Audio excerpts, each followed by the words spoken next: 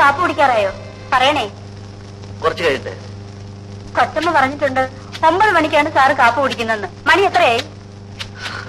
ഇനി രാത്രി 9 മണി. അതെയോ? ഇപ്പൊ കാപ്പി തരാം.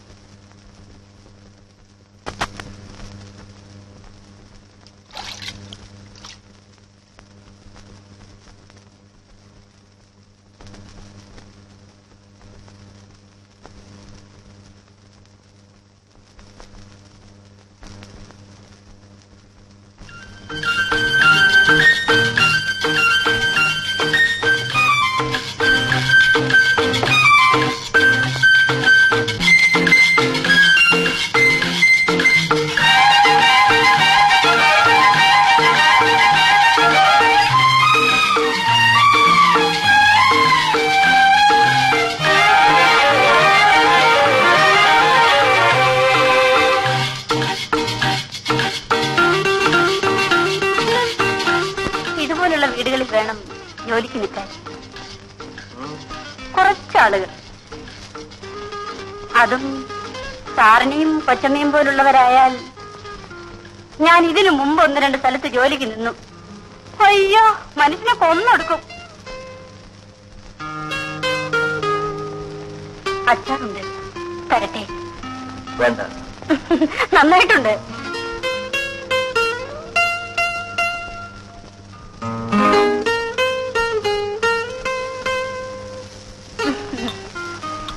കഴിച്ചു നോക്കൂ സാർ. കൊള്ളാം. ഡോക്ടർ സാറിന് അച്ചാറെന്ന് പറഞ്ഞ ജീവനാ. ഞാൻ തന്നെ ഉണ്ടാക്കാൻ വേണം. അല്ല സാറേ, കൊച്ചമ്മയ്ക്ക് എന്താ അസുഖം? വയറ്റിൽ വേദന. അയ്യോ, കഷ്ടം. വയറ്റിലുണ്ടോ? ഇല്ല. അതെന്താ? ആർക്കറിയാം? ആർക്കറിയാമെന്നോ? ഇപ്പോഴേ വേണ്ടെന്ന് വെച്ചിട്ടായിരിക്കും. ഞാൻ ആദ്യം നിന്ന വീട്ടിലെ സാറും ഭാര്യയും കൂടി എന്നും വഴക്കാ. സാറ് പറയും 2-3 കൊല്ലം കഴിഞ്ഞിട്ട് മതിയെന്ന്. കൊച്ചമ്മയ്ക്കാണെങ്കിൽ കുടം വേണം.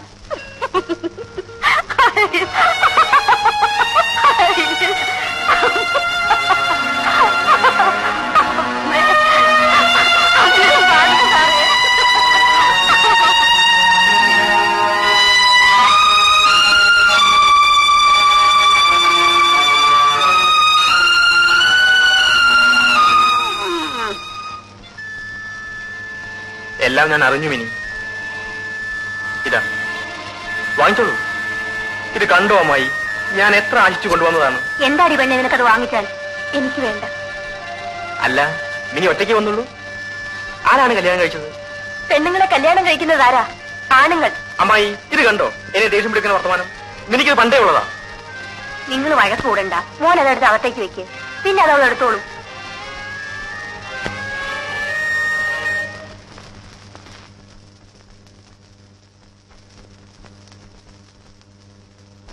പെട്ടെന്നാകരുത്, ക്രമേണ മതി.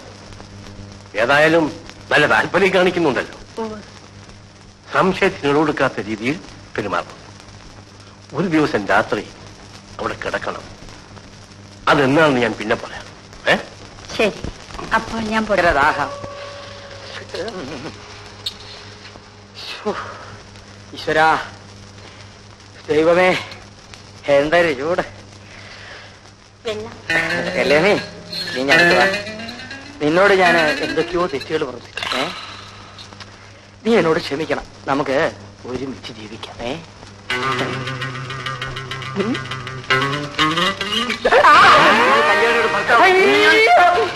അയ്യോ, എന്റെ വയറ്റത്തടിക്കരുത്. എനിക്ക് വയറിളക്കമാണ്. എന്നോട് താഴോട്ടിടരുത്. എന്റെ നട്ടെല്ലൊടിഞ്ഞു. എല്ലുകൊണ്ട് എനിക്ക് ഒരുപാട് പ്രയോജനമുണ്ട്. മേലാൽ നിന്നോട് കണ്ടത് നിന്റെ എല്ലാം ഞാൻ പിടിക്കും. ഇല്ല, വാക്കാണ്. മേലാലി പ്രദേശത്തെ മരിയില്ല. എന്നെ വിടണം. സത്യം, സത്യം. പരബ്രഹ്മ സ്വരൂപ ദേവരാഷ്ട്ര സ്വരൂപമാണ് സത്യം.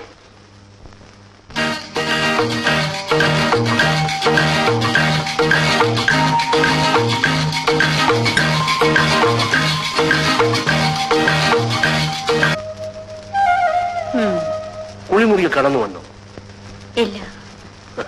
നല്ല ആവേശം കാണിക്കുന്നുണ്ടല്ലോ. ഉണ്ട്. ഇന്ന് രാത്രി അവിടെ കഴിയണം. മാക്സിമം ട്രൈ ചെയ്യണം. വീട്ടിൽ പൊയ്ക്കോളനെ പറഞ്ഞിരിക്കുന്നത്. സാരമില്ല, എന്തെങ്കിലും കള്ളം പറയണം. വീട്ടിലെത്തുമ്പോ രാത്രി ആകുമെന്നോ അങ്ങനെ വല്ലതും. ശരി.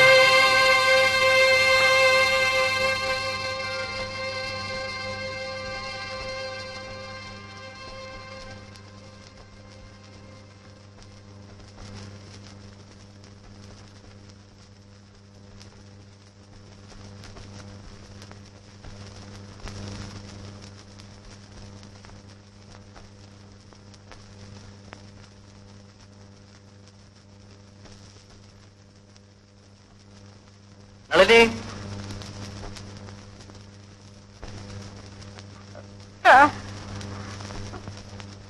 നിന്നോട് വീട്ടിൽ പോകാൻ പറഞ്ഞിട്ടേ പോവാഞ്ഞത്? പടിയിറങ്ങുമ്പം വഴുതി വീണു. കാലുളിക്ക് നടക്കാൻ വയ്യ.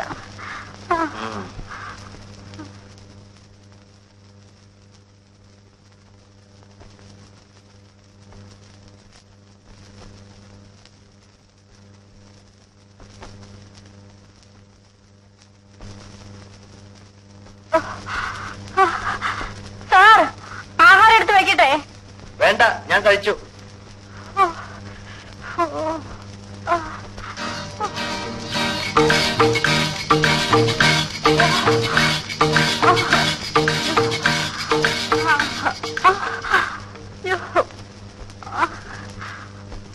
വേദന കൂടുതലുണ്ടോ?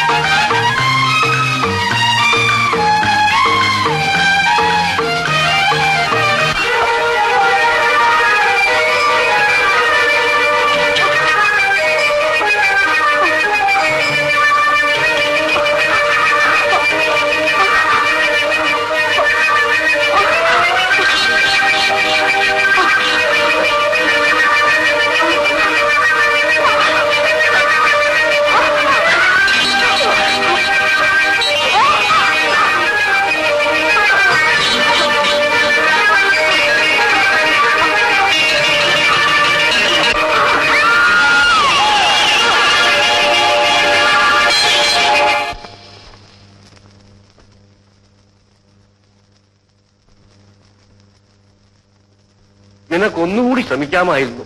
ശ്രമിച്ചു സർ, കൂടുതൽ ബലവും പ്രയോഗിച്ചു. എന്നിട്ടെന്തുണ്ടായി? അയാൾ ആകെ പരവശനായി കണ്ടു. വല്ലാതെ കിതയ്ക്കുന്നുണ്ടായിരുന്നു. ആ സമയത്ത് നിനക്കവനെ കീഴ്പ്പെടുത്താമായിരുന്നു.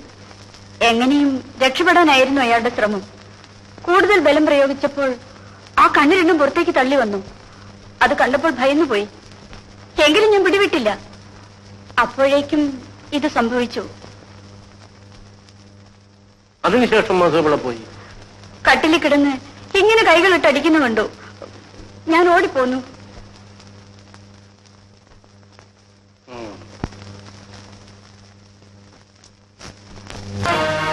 രോഗമുണ്ടെങ്കിൽ ചികിത്സിക്കണമെന്ന് മധു തന്നെ ഒരിക്കൽ പറഞ്ഞിട്ടുള്ളത് ഓർക്കുന്നില്ലേ?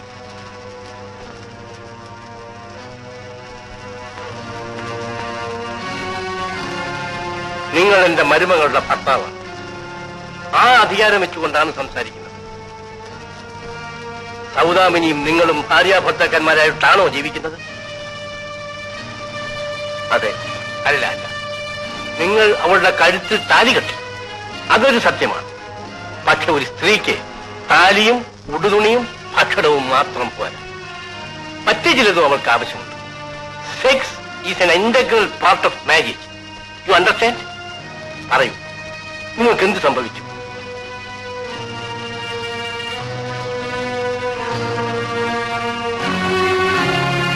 ഒരു പെൺകുട്ടിയുടെ ജീവിതം പാഴാക്കാൻ ഞാൻ സമ്മതിക്കില്ല.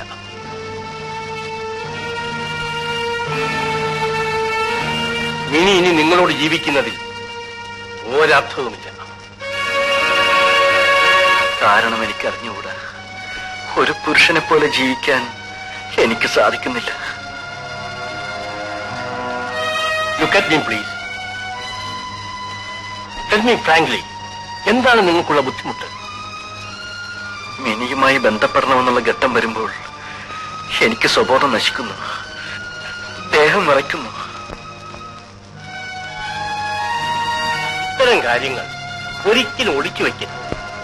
അത് സ്വന്തം ജീവിതം മാത്രമല്ല, മറ്റു പലരുടെയും ജീവിതം താറുമാറാക്കും. നാം മറ്റു രോഗങ്ങൾക്ക് ചികിത്സിക്കുന്നില്ലേ, അതുപോലെ ഈ രോഗവും ചികിത്സിക്കേണ്ടതാണ്.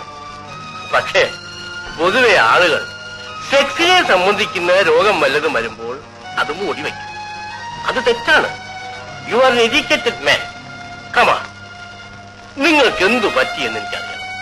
നിങ്ങളുടെ ഈ രോഗം മാറ്റിയെടുക്കേണ്ടത് മറ്റാരെയും കൂടുതൽ ആവശ്യം എന്റേതാണ്.